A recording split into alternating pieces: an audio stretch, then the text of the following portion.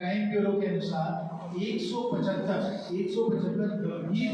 गंभीर अपराध झारखंड में हो रहे हैं। और आप सबको मालूम है कि दिन दिहाड़े गोलियां भी चल रही हैं और चाकू भी चल रही हैं। आज मैं थोड़ा लेट आया, मैं उसके लिए माफी मांगना चाहूँगा सब मीडिया के मित्रों से, इसलिए क्योंकि हम रामगढ़ में थे, वहाँ पंकज यादव नाम के एक युवक की हत्या कर दी गई। चाकू से 24 बार उसको मारकर उसको एक गली में फेंक दिया गया। अस्पताल भागे उसके ले गए, उसके परिवार वाले, लेकर वहाँ उसकी मृत्यु हुई। 24 बार उसको चाकू मारा। आपको मालूम है कि रामगढ़ में हाल में डीएसपी को गोली चला दी गई थी, सिपाही पे गोली चला दी गई थी। अस्पताल में हमने उनसे बातचीत की। आपको मालूम है कि अभी हजारीबाग में भी बहुत हत्या चल रही हैं। साथ शरद बाबू की उनकी भी एकदम दिन दिहाड़े उनकी भी मौत हुई है। तो इस प्रकार से अगर आप देखें कि झारखंड में कानून व्यवस्था की क्या हालत है, ये पूरे देश में सबसे बुरी कानून व्यवस्था है। अपहरण हो रहे हैं, बलात्कार हो रहा है, हमारी माताएं, बेटियां, बहनें, कोई सुरक्षा नहीं है। आप सुरक्षित नहीं है, हम सुरक्षित नहीं है। ये आज के समय इस राज्य की हालत हो चुकी है। इसलिए साथियों, हमने इस बात को सदन में उठाया। माननीय गृह मंत्री जी से भी मेरी इस पर बात हुई है, नित्यानंद राय जी से भी बात हुई है, वो भी राज्य मंत्री हैं, गृह मंत्री। और हम गवर्नर साहब को भी एक पत्र इन सब विषयों के साथ लिखकर हम देने वाले हैं, उनको बताने वाले हैं कि उनका कुछ ना कुछ इसमें इंटरवेंशन होना चाहिए, कुछ वो करें जिसमें झारखंड में जर्जर हालत का हम लोग सुधार करें। तो साथियों, ये एक बहुत जरूरी बात थी जो मैं आपके साथ रखना चाह रहा हूँ। दूसरा जो था मामला, वो अमृतधाम स्टेशन का मामला है। आपको खुशी होगी जानकर कि बड़का थाना ट्रेन स्टेशन को अमृतधाम स्टेशन घोषित कर दिया गया है। ऐसे 400 स्टेशन है पूरे देश में। हर स्टेशन को एकदम विश्व स्तरीय, वर्ल्ड क्लास बनाया जा रहा है। बड़का थाना स्टेशन जो है, वहाँ हम लोग 32 करोड़ का सौंदर्यीकरण का काम करेंगे। उसके सब अब मेरे पास तस्वीर आ गई, आप देखकर बहुत खुश होइएगा कि कितना बढ़िया स्टेशन है बनाने वाले। साथ आपको ये भी खुशी होगी जानकर, जो हमने पहले भी घोषणा की थी, कि इंटरसिटी ट्रेन जो हम लोग गिरिडीह से लेके कोडरमा से लेकर फिर हजारीबाग से बड़काकाना और वहाँ से रांची, इंटरसिटी ट्रेन जो हम लोग चालू कराने वाले थे, वो 6 अगस्त को यानी कल ही चालू होने वाली थी। लेकिन एन मौके में कुछ इधर उधर लोगों को इक्विपमेंट नहीं मिला, तो इसलिए इसको कुछ दिनों के लिए उसको थोड़ा आगे कर दिया गया है। लेकिन अभी संभावना है कि 16, 17 अगस्त, 15 अगस्त के बाद ही इसको जल्द से जल्द चालू करा दिया जाएगा। और आपको याद होगा कि हमने तभी बताया था कि जब इंटरसिटी ट्रेन चलेगी तो हजारीबाग से लेकर रांची तक आपका खर्चा 100 रुपये के अंदर ही अंदर आप हजारीबाग से रांची 3 घंटे में पहुँच पाएंगे, जो बस के भाड़े से भी कम है। ये इंटरसिटी का ट्रेन जो है, जल्द से जल्द उसको हम लोग चालू करा देंगे।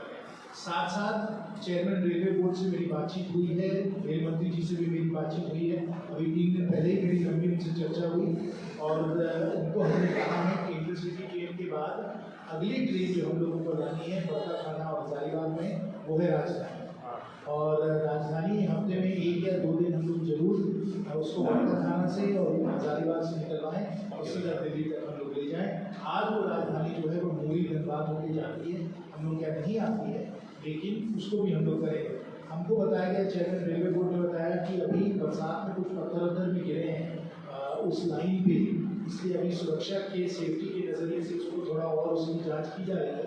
लेकिन जब ये सेफ्टी वाला मामला क्लियर हो जाएगा तो बरसात जब हो जाएगा, सब जो पहाड़ी वगैरह है उसको स्टेबलाइज कर लिया जाएगा, तो पूरी कोशिश होगी कि इसको हम लोग राजधानी को वहाँ से चलाने की शुरुआत करें। इसमें भी हम लगे हुए, इंटरसिटी तो बहुत ही जरूरी है, उसका भी जल्द से जल्द होने वाला है।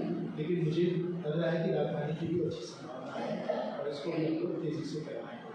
फिर साथ हम लोगों को कई जगह रेलवे ओवरब्रिज बनाने हैं, जैसे कि रामगढ़ जिले में पतरातू में रेलवे ओवरब्रिज बनाया जा रहा है। उसमें भी केंद्र ने बड़ी एक सौगात हम लोगों को दी है, एक बड़ा निर्णय लिया है, और वो यह है कि अब कोई भी रेलवे ओवरब्रिज बनाने के लिए हमें राज्य सरकार से योगदान लेने की जरूरत नहीं होगी। पहले नीति जो थी उसमें था कि 50% राज्य सरकार देगी, 50% केंद्र सरकार देगी। अब माननीय प्रधानमंत्री जी ने बड़ा निर्णय ले लिया है कि अगर रेल ओवरब्रिज की जरूरत है तो 100% पैसे जो है 100% वो केंद्र सरकार के द्वारा किए जाएंगे। इसलिए योग्यता और विफलताएं जो अभी राज्य सरकार की हैं उनको छोड़कर हम लोग अपने ही केंद्र सरकार के पैसों का उपयोग करके रेलवे ओवरब्रिज और अंडरपास बनवाएंगे। तो एक दो जगह हजारीबाग जिले में भी जरूरत है, उसको भी हम लोग तेजी से आगे बढ़ा सकते हैं, क्योंकि अब हम लोगों को इसके लिए रुकना नहीं पड़ेगा। साथ ही एक और महत्वपूर्ण बिंदु है जिस पर मैं आप लोगों का ध्यान आकर्षित कराना चाहता हूँ, और वह है विस्थापन आयोग। अब मैं विस्थापन आयोग की बात इसलिए कर रहा हूँ क्योंकि अभी आपको मालूम है कि हमारे क्षेत्र के युवा रोजगार के लिए कितना इन लोगों ने प्रदर्शन किया है। दुखद बात तो ये है कि जब से जेएमएम सरकार, ये महागठबंधन की सरकार आई है, तब से हम लोगों के राज्य में कोई नया निवेश नहीं आया और हमारे युवाओं को रोजगार का अवसर नहीं मिल रहा है, रोजगार का सृजन नहीं हो रहा है। साथ साथ जो कोयले का खनन हो रहा है या कहीं कहीं जो उद्योग बड़े आए थे हम लोगों के ज़माने में, जैसे पत्रातों में, वहाँ विस्थापन आयोग के द्वारा जो स्थानीय लोग हैं उन लोगों को रोजगार देना चाहिए, रोजगार का अवसर देना चाहिए। उसमें हम लगे हुए हैं, निरंतर लगे हुए हैं, लेकिन अभी भी राज्य सरकार की तरफ से सही नीतियाँ नहीं आई। जैसे कि राज्य सरकार ने घोषणा की है कि 75% जो रोजगार है वो झारखंड के युवाओं के लिए होने चाहिए, लेकिन अगर पतरातू में 4000 लोगों को रोजगार मिला है, 6000 लोगों को आगे रोजगार मिलेगा, तो वो लोग दुमका से भी आकर वहाँ रोजगार ले सकते हैं। वो 75% जो नीति बनी हुई है उसके तहत उनको रोजगार मिल सकता है। लेकिन अगर विस्थापन आयोग होता तो जरूर हम लोग वो नीति बनाते कि अगर विस्थापन हुआ है तो उसी प्रखंड के लोगों को वहाँ रोजगार मिलना चाहिए। ऐसा नहीं होना चाहिए कि अगर केरकारी में खनन हो रहा है तो दुमका वाले लोग वहाँ नौकरी ले। इसको विस्थापन आयोग को देखना है, लोगों को चिन्हित करना है जो वहाँ के विस्थापित असली में विस्थापित हैं, सही विस्थापित लोग हैं, उनके लिए रोजगार की नीति बनानी है और उन लोगों को, हम लोगों को समन्वय समिति बनाकर उन लोगों को पूरे अवसर देना है। ये विस्थापन आयोग का जो मामला है इसकी मांग हमने कई बार रखी है। मुख्यमंत्री जी ने एक बार घोषणा भी की थी कि इसको करेंगे, लेकिन 4 वर्ष हो गए हैं, अभी भी विस्थापन आयोग नहीं बना। अंतिम विषय, उसके बाद आप मुझसे प्रश्न पूछें। अंतिम विषय है कि 15 अगस्त के पहले ही एक बहुत बड़ा अभियान हम लोग क्षेत्र में चला रहे हैं, बहुत बड़ा। आपको याद होगा कि आदरणीय प्रधानमंत्री जी ने मन की बात में इसकी घोषणा की थी। उन्होंने कहा था कि मेरी माटी मेरा देश, मेरी माटी मेरा देश बड़ा अभियान हम लोग चलाएंगे। इस बड़े अभियान में 5 मुख्य बिंदु हैं, 5 मुख्य बिंदु हैं। पहला बिंदु तो ये है कि जैसे पिछले वर्ष भी हम लोगों ने हर घर तिरंगा किया था, इस वर्ष भी हम लोग हर घर तिरंगे का कार्यक्रम करेंगे।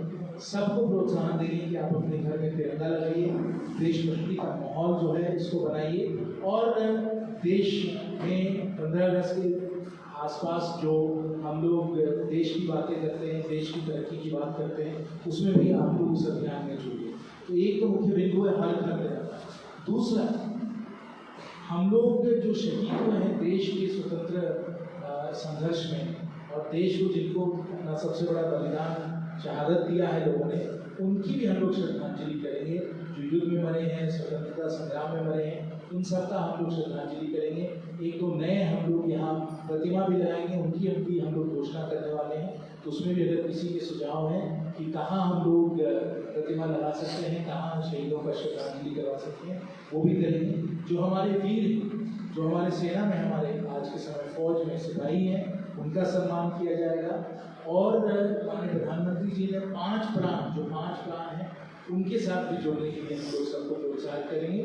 और एक और बड़ा अभियान हम लोग इसके द्वारा चलाना चाहते हैं और वो है एक अमृत वाटिका का निर्माण हम लोग करेंगे कर्तव्य पथ में। अमृत वाटिका का निर्माण करने वाले हैं कर्तव्य पथ में दिल्ली में, और हर गांव से मेरी माटी मेरा देश, मेरी माटी मेरा देश, हर गांव में हम लोग जाकर लोगों को कहेंगे कि अपनी माटी को एकत्रित करिए, अपनी माटी को लाइए। इस माटी को हम लोग दिल्ली ले जाकर अमृत वाटिका में उसको डालेंगे और वहाँ एक बहुत सुंदर हम लोगों का वन एक वाटिका हम लोगों की बनेगी, जो अमृत वाटिका कहलाएगी। 75वें वर्ष में इसका हम लोग एक बहुत बड़ा एक आयोजन करेंगे। तो इस तरीके से साथियों 15 अगस्त के समय हरदम हम लोगों की कोशिश रही है, प्रयास रहा है कि देश के निर्माण में, देशभक्ति में सबको हम लोग जोड़ लें। इस बार भी माननीय प्रधानमंत्री जी ये बड़ा अभियान चलाने वाले हैं। हम लोग सब लोग अपने क्षेत्र से जुड़ेंगे और मैं आप सबसे नागरिक होने के नाते, देश प्रेमी होने के नाते आप सबसे आग्रह करना चाहूँगा कि आप भी इस बड़े बड़े अभियान में जुड़ें और अपने घर में भी तिरंगा लगाएं, अपनी माटी को भी देश के साथ जोड़ें। तो साथियों ये कुछ 4-5 मुख्य बातें थी कि मैं आपके समक्ष रखना चाह रहा था। आप कोई प्रश्न वगैरह अगर आपके पास हो तो आप जरूर प्रश्न मुझसे पूछें और कुछ भी बातें एक हम भूल गए थे, मैं जरा उसके बारे में भी बता दूँ क्योंकि ये भी बड़ी घोषणा है। माफ करिए मैं सोशल बोला भूल गया, वो है टीएमएफटी की हम लोगों ने एक बड़ी बैठक की दिल्ली में। आदरणीय कोयला मंत्री और मिनरल्स के मंत्री जो हमारे श्री प्रहलाद जोशी जी हैं, उनके साथ मेरी बातचीत हुई। उन्होंने सब अधिकारियों को बुलाया। हमारे आदरणीय सांसद में साथी श्री सुनील सिंह जी थे, हम थे और हम लोगों ने टीएमएफटी के बारे में लंबी चर्चा की अधिकारियों के साथ। इसके बाद की नई पहली बात तो ये है कि हम लोगों ने तय किया है कि शिक्षा संस्थाओं में, इसको सुन लीजिए जरूरी बात है, शिक्षा संस्थाओं में कॉलेज को भी हम लोग जोड़े। अभी तक स्पष्ट नहीं था शिक्षा संस्था में कॉलेज आ सकते हैं कि नहीं आ सकते हैं, लेकिन इसको हम लोगों ने तय कर दिया है। हम लोगों के क्षेत्र में बड़े सारे कॉलेज हैं। कर्जन ग्राउंड के आसपास जो हम लोग कॉलेज हैं उनका पहले हम लोग निर्माण करना चाहते हैं, जिसमें से सेंट कोलम्बस जो है पहला है। और सेंट कोलम्बस में आपको मालूम है कि हम लोगों को प्रस्ताव मिल चुका है।